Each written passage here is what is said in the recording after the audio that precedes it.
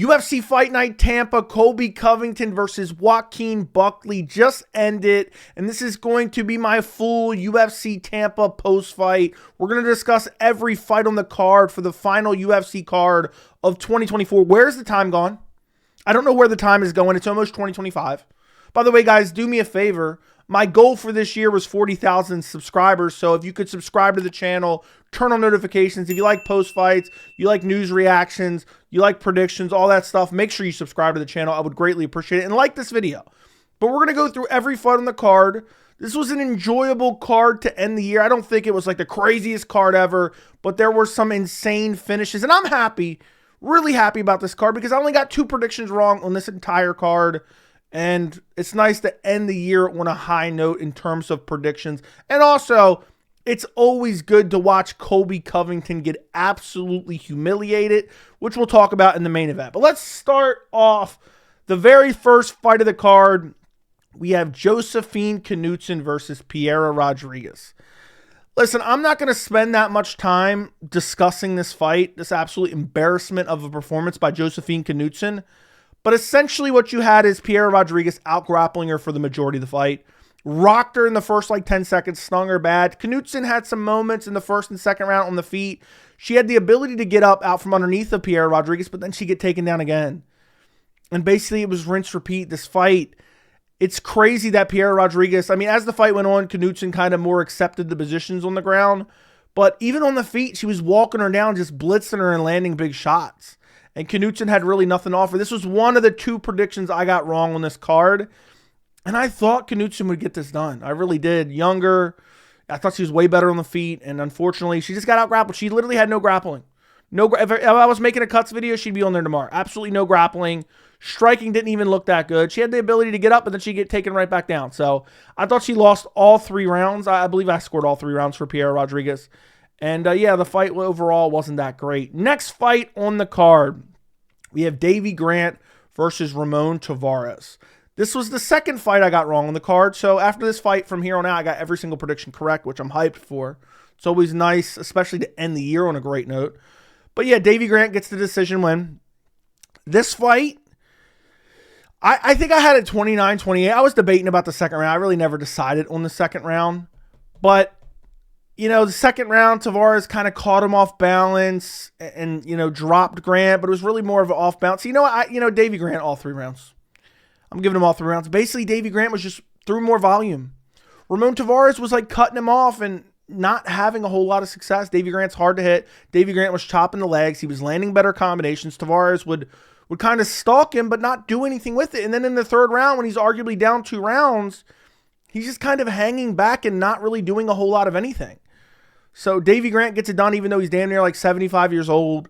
Somehow he goes out there, outstrikes Taveras, beats him up on the feet. There was really no grappling in this fight. Chopped the legs. Davey Grant ate a few shots. Again, he got clipped, but it was more of an off-balance drop in the second round. That's why I still lean Davey Grant. Davey Grant was landing more shots, and he was landing powerful shots too. Davey Grant was touching him up. It wasn't just these little pitter-patter shots. He was landing good, hard punches, good, hard leg kicks, and outstriking Ramon Taveras for the majority of this fight. Gets it done via unanimous decision. Next fight on the card, we have Miranda Maverick versus Jamie Lynn Horth. Miranda Maverick gets it done via unanimous decision. This fight was kind of wonky to score. First round was kind of what really happened here? Nothing really happened. Miranda Maverick kind of pushed her against the fence, so I had first round for Maverick. Second round, Maverick tried to grapple, ended up giving up her back to Jamie Lynn Horth, and Jamie Lynn Horth basically controlled the majority of the second round, so she had the second round, and then in the third round, Miranda Maverick just got some top control. There was one point, I think in the second round, Jamie Lynn Horth had Miranda Maverick's back, and then Maverick had Horth's back. I might be mixing it up. But in the third round, Miranda Maverick was able to just take her down, control her, not do a whole lot of damage. Jamie Lynn Horth slipped back to her feet with 25 seconds to go, and then didn't really do a whole lot. So I had 1 and 3 for Maverick. You could do 1, 2 for Jamie Lynn Horth. But at the end of the day, it's super low-level women's MMA. There wasn't a whole lot of damage dished out. Neither one looked particularly good. Miranda Maverick would be in the clinch up against the fence, and Horth would try to worm her way, chase super style to get the back. And she had some success with those kind of scrambles and defensive techniques of the takedowns of Maverick, but overall it wasn't a great fight. And yeah, Miranda Maverick gets it done. By the way, this is where I went on my winning streak. Someone comment down below and say, Joey, stop bragging about it. I'm hyped. I went 11 for 13 for a change. Everyone's always clowning. Joey, you got this wrong. I got the first 2 wrong, and then I went on a 11-fight win streak. 11-fight win streak. You know, I haven't got a prediction wrong all year up until this card anyway, so you know that. I'm kidding. Anyway, next fight on the card. We have Miles Johns versus Felipe Lima. Felipe Lima, I mean, just looked incredible in this fight. Miles Johns had some moments. There was in the first round. Lima almost landed an illegal knee. We didn't really get to see the replay, but Lima was out striking him. Miles was getting frustrated, kind of talking a little bit, trying to get Lima to engage in a war. Lima was landing the better shots. Johns had some success throughout this fight, but not very much. Second round, Lima was like stumbled at one point, but he was still landing. Like, I don't know if he was truly hurt, and then he was just jabbing him up, landing the better shots. Johns was rushing in. And I think Lima got a takedown in the second round as Johns got overly aggressive, kind of ducked under and like took him down. I think he took his back even for a second and won the second round as well. And in the third round, Johns is just overextending and Lima's just landing really good shots. And there was a point where I think Johns almost took his back for a second. Or no, I think Lima almost took his back. I'm trying to remember right now. Lima took his back, I think, up against the fence. Tried to ended up standing, then ended up pulling him down and actually taking his back. And I think Lima basically won the grappling exchanges in the third round as well as the striking. Lima just looks incredible. Johns didn't look bad in this fight. I think this was a quality win for Lima. And also Lima didn't look super undersized. I'm actually surprised. I thought he would. Looks like he's put on some more muscle mass. But yeah, he came out there. He was able to, he never really got controlled at all in the grappling from Miles Johns, which is what he likes to do, wrestle. And was beating him up on the feet. Sometimes if he got a little bit carried away, kind of in like a brawl, because Miles Johns was getting frustrated and trying to coax him into a brawl, occasionally he would get clipped, and that's what happened in the second round. But even that wasn't particularly bad, and Felipe Lima gets it done via unanimous decision. Next fight on the card, we have Sean Woodson versus Fernando Padilla. Brutal, absolutely brutal KO from Sean Woodson in the first round. I mean, listen, basically what happened is Fernando Padilla came out, tried to swarm him, landed a knee, fell to his back, got beat up a little bit, used an omoplata attempt to kind of scramble back to his feet. And then he already looked gassed. I mean, we're like a minute or two. I'm watching this on the live stream. You can go back and watch it if you don't believe me. And I was like, man, Padilla's already done. He's slowing down. He got too aggressive early, blew his load. His cardio wasn't that good anyway. And then Sean Woodson just touching him up with combinations and touching him up with combinations and touching him up. And Padilla's still trying to be aggressive, but he doesn't have the speed anymore. He doesn't have the pop on his punches. And Woodson's like dodging and touching him up with combinations. And eventually lands a nasty flurry with like a couple seconds left. You can see 4:58 of the first round. Lands a nasty flurry, puts him out cold, slump city, brutal KO. It was like a combination of like a right hook and then a left hook. I think that put him down. Nasty finish from Sean Woodson. He says he wants a ranked opponent. Told Dana run his 50 Gs as well.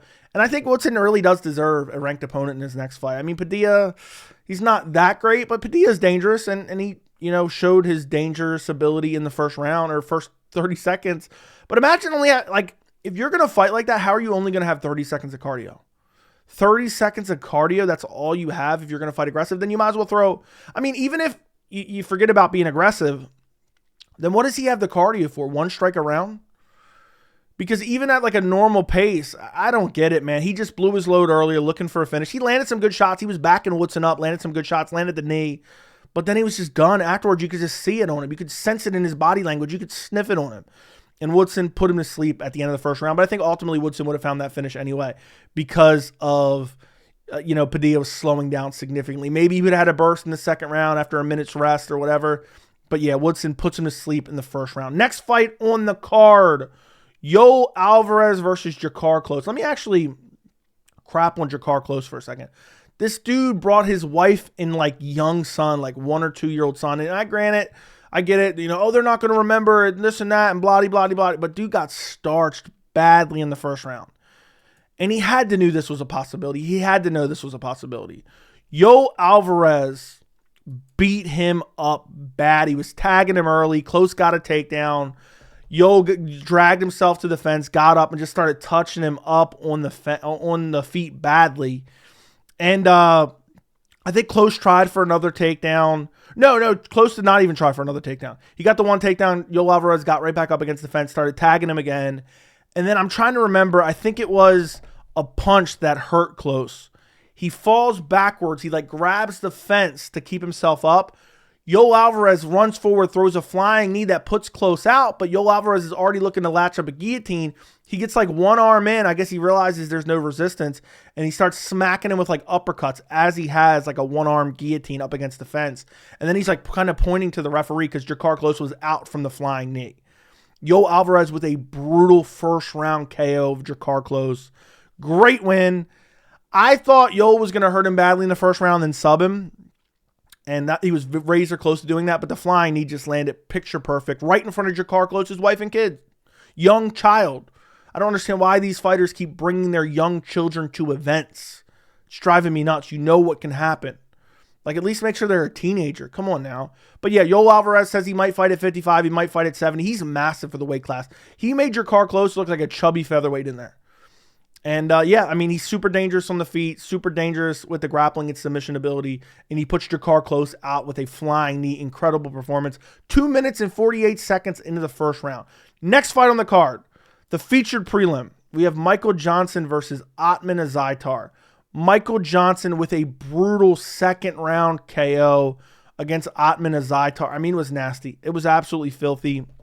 First round, I had Michael Johnson winning anyway. He was landing the better shots.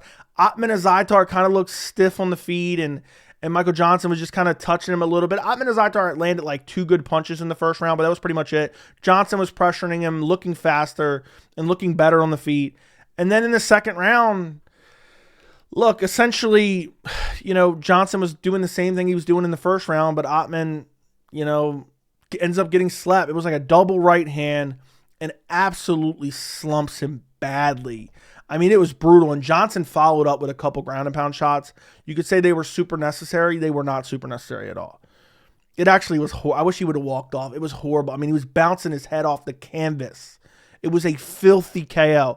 But there was at one point in time, Ottman Azaitar had some hype behind him. Not anymore. He got cut at one point. You know, something about jumping from balcony to balcony at UFC Fight Island or whatever in Abu Dhabi. He got cut. He got brought back, and now he's got KO'd, in back-to-back fights? I think his last fight before this was against Matt Frivola. But talk about Michael Johnson sticking around forever. He's damn near 40 years old, if he's not 40. I don't even know how old he is off the top of my head. I'm not looking at it right now. Damn near 40 years old, if not already 40. And somehow he's still winning fights in the UFC lightweight division. This dude has been around forever, and he goes out there and brutally slumps Ottman Azaitar with a filthy right hand. And he was touching him up long before that. He was clearly winning the fight. It's not like this was some Hail Mary win. And literally, Michael Johnson could be on a crazy winning streak because he had the split decision loss to Jamie Malarkey, which everyone thought he won, and then he got caught in the Diego Fajeda fight that he was winning. So he could be on this long winning streak in the lightweight division. He says he wants to go in one last run. He's 23-19 MMA record, which is insane, but I still think he's beaten some of these, you know, kind of bottom of the barrel guys. Not even bottom of the barrel. Ottman Azaitar has a decent skill set, but he's beaten some of these kind of low to mid-tier level guys, somewhere in between there. And he gets it done via brutal KO. Next fight on the card, opening up the main card, we have Navajo Stirling versus Tuco Tokkos. Decision win for Stirling. I mean, Tuco's kind of took some of his hype a little bit, but Stirling beat him up. I mean, he was beating him up the entire fight. Basically, Tokkos was just shelling up the entire fight. I had 30-27. There were some moments, I think, in the second and third where Tucos would get a takedown and grapple a little bit, but not really do anything with it. Stirling would get back to his feet and just tag him on the feet, and Tokkos would shell up, and then he would get kicked to the body with a teep, and he would kind of shake it off, and upstairs he would get clipped, and he would shake it off and smile. And Stirling, I mean, I think it was in the first round. I don't think they ever showed the replay, but it looked like Tokkos got dropped. He ended up on all fours. He could have been a little bit off balance, but basically, Stirling just outclassed him. As the fight went on and Stirling started to wear down, he started to kind of look shitty, so he kind of lost some of his hype from his UFC debut a bit here. But I thought he looked good on the feet. Should have looked better. Should have gotten the finish here. You know, the takedown defense can use some work. If you're getting controlled a little bit by Tokkos, what's going to happen when you fought an elite level grappler at light heavyweight? And also, neither one of these guys look like they belong at light heavyweight. But yeah, all 3 rounds was basically, or actually first round was just Stirling piecing him up on the feet. Second and third was when Tuco finally decided to grapple and had a little bit of success with it, but did absolutely no damage. Outside of that, it was like Stirling just touching him up on the feet. Tuco's really never had any success on the feet. And, late in the round, Tukos was tired, eating body shots. Third round was when Stirling looked the worst, but then like the last minute, he had a crazy flurry where he was ripping to the body. Tuco shot in on like a sloppy takedown, just held onto it to stall out the fight, essentially.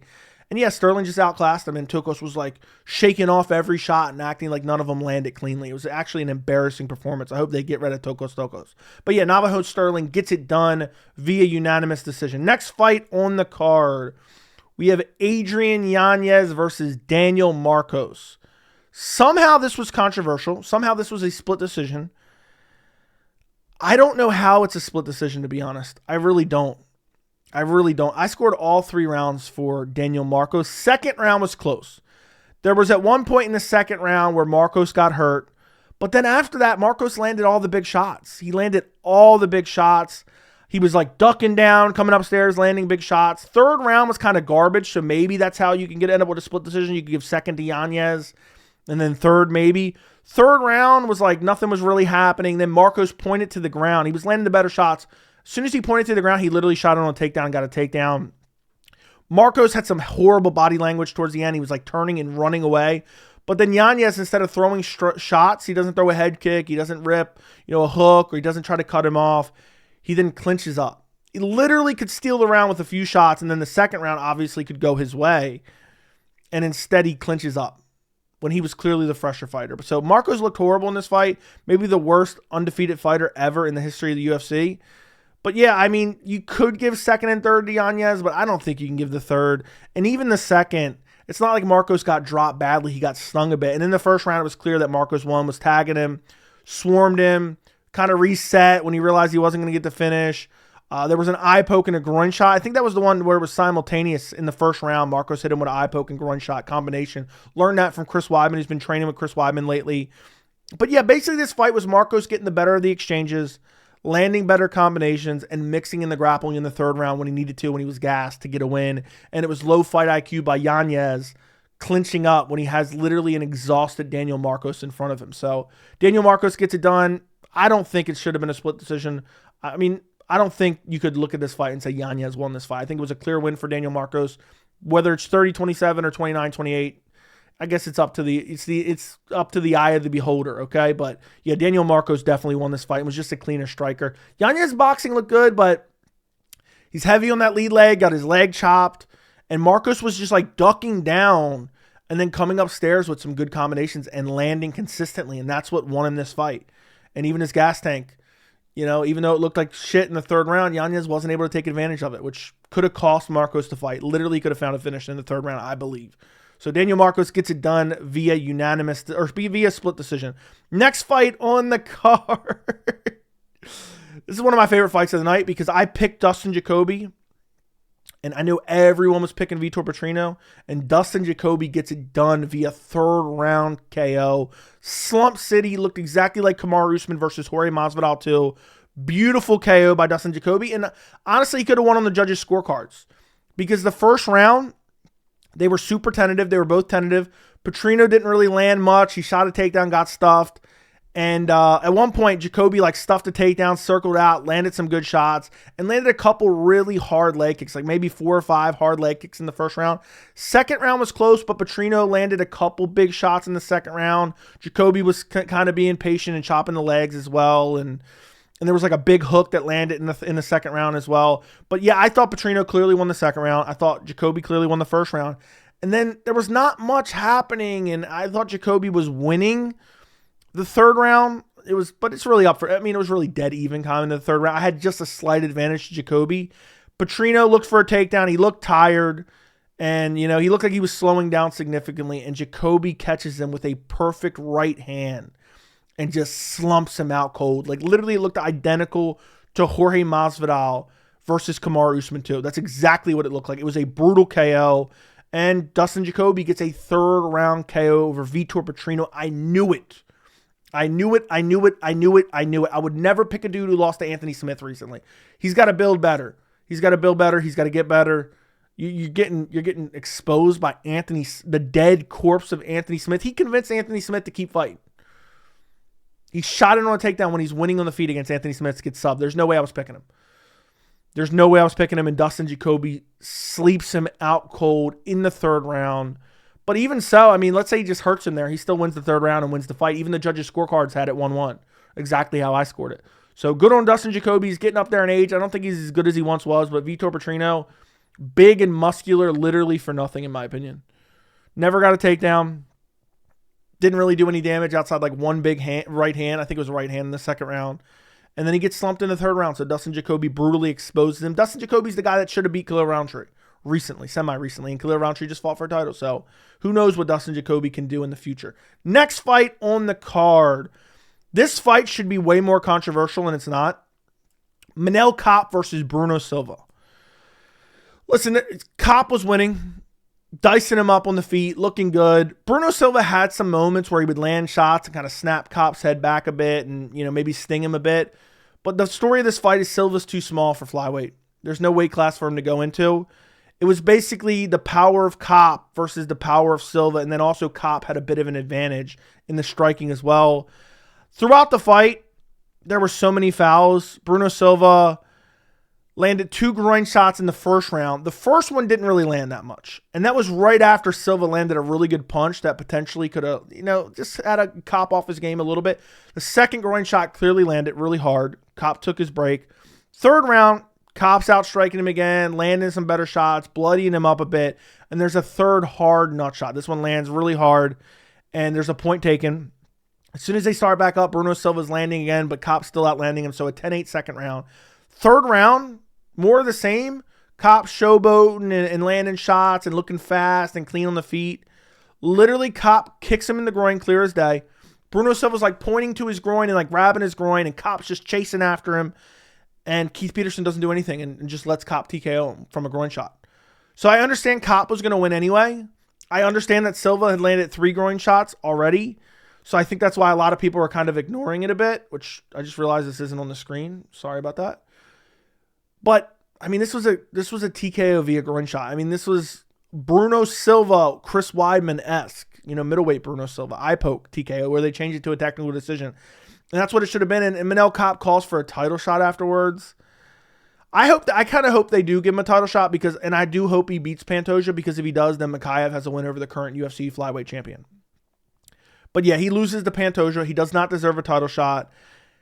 Honestly, Bruno Silva is better than people give him credit for, but the fact is he's just too small. He doesn't have the power. If he has power, he's landing good shots. But Kape looked really fast. He looked really good on the feet. He was taunting. He was showboating. But at the end of the day, it's like typical Kape. He looks good against these lesser level guys, these lower level guys. Not that Bruno Silva's a garbage can. I just said he's pretty good. But it's like Kape can look really good against the guys like fringe top 15 guys, but then the second he fights one of these elite guys like Makayev, he gets outstruck by Muhammad Makayev, gets outgrappled by Muhammad Makayev. So I don't know where Kape goes from here. I think he has to string some wins together. I wonder if this was the last fight on his deal, the way he was talking to Dana. Very kind of unique conversation, but maybe he was asking for the title shot. Maybe he's asking for the bonus as well. But I was wondering if he fought out his deal. Dana White said they'll figure it out or whatever. We kind of heard some of the conversation going on. But yeah, Kape gets it done primarily with his striking. He was going to win anyway, but it was a third round TKO due to groin shot. Next fight on the card, Cub Swanson, Billy Q. This was a banger. Cub Swanson gets a third round KO, brutal KO. I mean, how crazy is that? So you have 3 straight fights. You have Dustin Jacoby sleeping Vitor Petrino in the third round. You have Manel Kape groin shot TKO in the third round. And then you have Cub Swanson slumping Billy Q in the third round.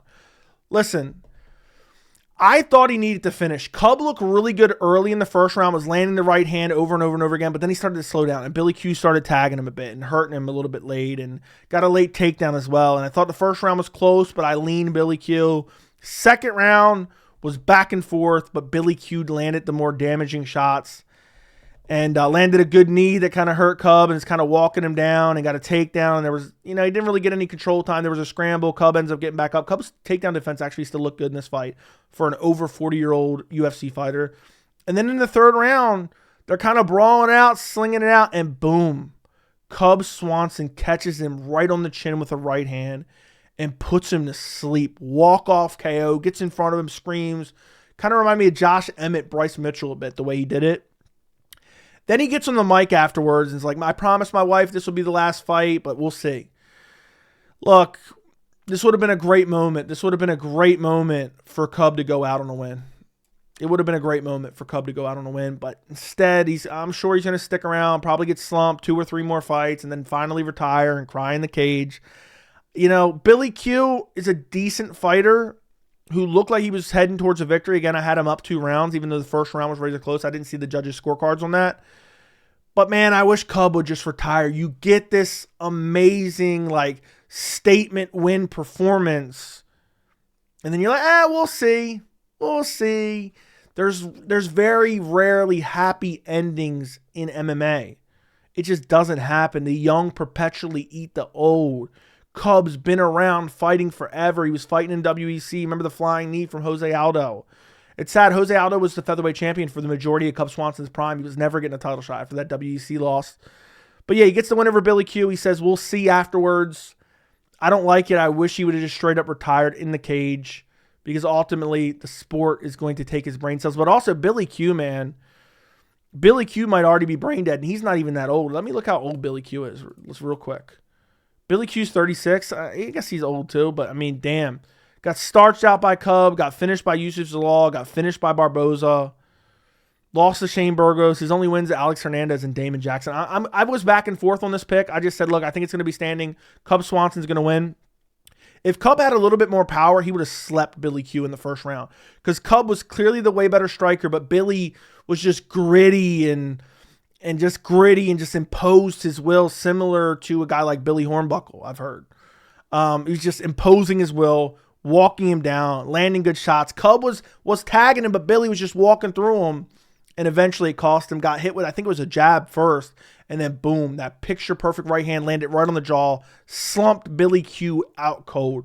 Next fight on the card, the main event, and for some reason the UFC's website does not let me click on it. So you know what we'll do? We'll go up to the poster. The main event, Colby Covington versus Joaquin Buckley. Buckley wins via 3rd round TKO via doctor stoppage. But let's be real. Is it really a real win? I mean, Colby Covington, he sprained his pinky, or he broke his pinky toe in the first 30 seconds. He came in with a sprained ankle. He had his period. You know, I think the doctor that stopped the fight was a corrupt liberal doctor. I think the referee, Big Dan Murgliata, was a corrupt liberal referee. I think the crowd was all corrupt liberal fans as well, booing, screaming, Colby sucks the entire fight, chanting Colby sucks. And so I don't know if he really lost. I don't really know if he lost. We'll have to hear those excuses afterwards. But, man, Buckley beat the brakes off him. Buckley beat Colby like he owed him money. Buckley beat Colby like Hulk Hogan was in the corner screaming the N-word, okay, with the hard R. That's how badly Buckley just whooped Colby. And I've seen some people saying online, like, they were like, yeah, Colby was just getting warmed up. I just automatically assume that's trolling. Even if it wasn't stopped, Buckley was smashing him. First round, Buckley smashing him on the feet, stuffing takedowns. He landed like a short uppercut that cut Colby above the eye, which is what caused the stoppage. Second round, smashing him, ripping to the body. Colby got one takedown, controlled for a minute, did absolutely nothing with it. Buckley gets right back up, starts ripping to the body, beating him up upstairs. Third round, Colby's beaten and battered. The doctor already warned him in between rounds, I might stop it soon. Buckley smashing him again, stuffing takedowns. Third round, he looks for an inverted triangle off a scramble, off a takedown defense, and ends up on bottom for a little bit. They get back up. The ref stops it. The doctor comes in, looks at the cut, stops it. I don't think it should have been stopped just yet. I thought it should have continued, to be quite honest. But it was getting there, and I saw all I needed to see. I mean, this was a complete and utter domination and humiliation by by Joaquin Buckley over Colby Covington.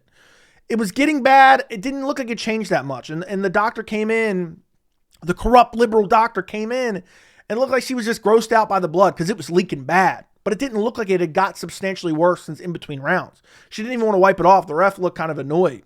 The Big Dan Murgliata looked kind of annoyed, even though he's a corrupt liberal referee as well. But yeah, Buckley beat him like he owed him money. Absolutely wrecked him. And I know people are going to say, Colby's washed, Colby's old, Colby's slow. He has definitely diminished over the last few years, but he was never that good. He rode the coattails of losing to Kamaru Usman in close title fights for people to hype him up. He got elevated off losses. And he better be happy he never ran into Ian Machado Gary, because Ian Machado Gary would absolutely destroy him, in my opinion. Would have slumped him badly. Buckley was on the verge of slumping him. I think he would have slumped him out in the 4th round. Was beating him up to the body. Listen, I don't think Colby I don't think he would have had any chance had this fight going on. And I think he wanted them to stop it. Honestly, the doctor was like, if it gets any worse, we're stopping it. Right in between rounds, you get a great camera angle. He's literally like pulling on it immediately. Like, please stop it. Please stop it. I think he'll use this as like a crutch to excuse away this dominant loss. I don't think Colby was ever in this fight. And I think Buckley's just better, man. I just think Buckley's better. And how shit is Leon Edwards? I know I'm joking around a little bit. But man, Leon could have beat Colby way worse. But he was like tentative. Like thinking back to last December. I mean, that was only a year ago. Look what Buckley did. Buckley's not even that good of a striker. He just walks forward and throws big, winging shots. And was beating up Colby's body.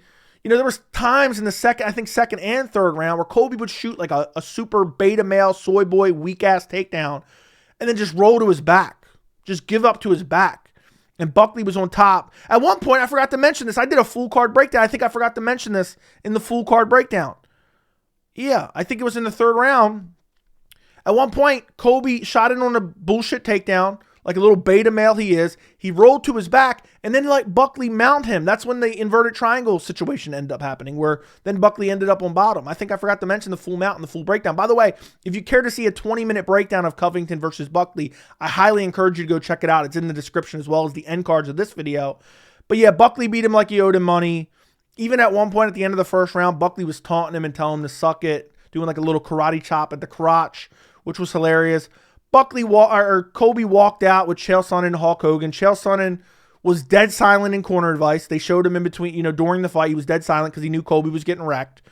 And then in between rounds, after the second round, keep in mind, Colby's just getting diced up and melted and just absolutely bludgeoned by Buckley. Chael's like, man, that was a great round.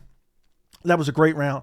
Having Chael, the con man cheater, in your corner, it was so symbolic for this fight for Colby because Colby's entire career was built around his mouth, not his actual performances. He's only beaten up old men on losing streaks. And Chael Sonnen, maybe not exactly the same, but Chael Sonnen's entire career was built around his mouth and having a close title loss to Anderson Silva, where he cheated and got suspended afterwards, so he would have been stripped of the belt anyway. But then he went and got a rematch and got destroyed and got it finished. And Colby's the same way. And it's funny that Chael, who can't shut his mouth, he's a UFC talking piece, mouthpiece. He's a propaganda machine for the UFC. His YouTube channel's failing because he doesn't really talk about anything of substance. He pushes out 40 videos per day with like 3 minutes of ads in each video, and they're like 6 minutes long. And in the corner, when Colby's just getting smashed to the body and back shots dead and ripped upstairs and he's bloodied and battered and he's shooting it on little beta male pussy takedowns, Chael just sits there in silence. So Colby, he's lost, 4 out of his last 6 now? His last 3 wins are Jorge Masvidal, Tyron Woodley, and Robbie Lawler, all retired at this point. I know Jorge's coming back, but man, he's got some soul searching to do if, he thinks he has any future in the welterweight division. And to be honest, you know what? Colby is coming off a loss. Gary's coming off a loss. I think it's time to match them up. But you know what? Colby will never take that fight. For Buckley, he should be fighting a Leon Edwards. He should be fighting a Kamaru Usman next. I think whoever he doesn't fight, maybe Gary should fight the other guy. So if he fights Usman, Gary should fight Edwards. If he fights Edwards, Gary should fight Usman. But Buckley deserves a big fight. And it's nice to see the welterweight division kind of turning over a bit. You have Ian Machado Gary, you have Sean Brady, you have JDM, and now you have Buckley. It's the changing of the guard. You had Colby at the top, or not Colby. You had Usman at the top for a while. You had Colby right behind him. And now, you're starting to see some of this turnover in the division. And man, the welterweight division is really getting great. You could say the welterweight division is being made great again. And I'm sure Colby will trot out these excuses, and he's already planting the seeds. I've been telling you guys for literally years since I started my channel. Colby is planting the seeds of a transition to right-wing, online, grifting, talking head, political content. I think he should be considering that after this fight. And honestly, I think he'll probably fail at that as well. So I don't know where he goes from here. I think he loses the entire top 15 outside of Stephen Wonderboy Thompson and MVP. And maybe the UFC serves him one of those layups because Dana White was already taken up for Colby at the post-fight presser. He's tough. He's durable. He takes punches. And it shouldn't have been stopped. And I agree to most part it shouldn't have been stopped. Colby wanted it to be stopped. 100% Colby. Colby might as well quit on the stool. Colby might as well tap the strikes. He wanted this fight to be stopped. He's like, no, don't stop. Don't stop it. No, please don't stop it, doctor. Please don't stop it, doctor. You could tell he wanted it stopped. You could tell. He saved him from a brutal KO. And even if somehow he survived, he would have got like 50-43. That's how Buckley was sprawling on his head, dunking him on his proverbial bald spot, and then smashing him badly, and on top of him, beating him up. And even when Colby had, he maybe had a minute and a half, 2 minutes of ground control, he did no damage with it. He landed like one elbow. So there was one moment in the third round where he landed a spinning tornado kick, and it was half on the guard of Buckley. That's Colby Covington's best moment the entire fight.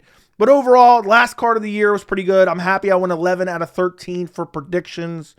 Make sure you guys subscribe to the channel, like the video, share the video, check out the full breakdown of the main event if you guys could. I would greatly appreciate that as well. But yeah, let me know what you guys think, what you guys thought of UFC Tampa overall. I thought it was a fun card. I'll see you guys in the next video.